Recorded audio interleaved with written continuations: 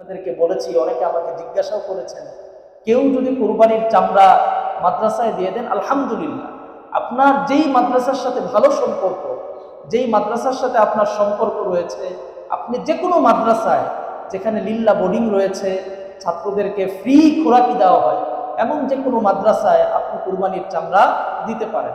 কুরবানির দিন মাদ্রাসার ছাত্ররা আসে, পশু জবাই করে। এইটা আমাদের দেশের মাদ্রাসাগুলো আপনাদের কুরবানির চামড়া, যাকাত ইত্যাদির মাধ্যমে মাদ্রাসাগুলোতে লাখো লাখো তালিবুল ইলম পড়াশোনা করে, আলহামদুলিল্লাহ। এটা আমাদের দেশের মাদ্রাসাগুলো এটা একটা হক মনে করে নিজেদের, যে মুসলমানরা তাদের কুরবানির চামড়া এটা মাদ্রাসাগুলোতে পৌঁছে দিবে।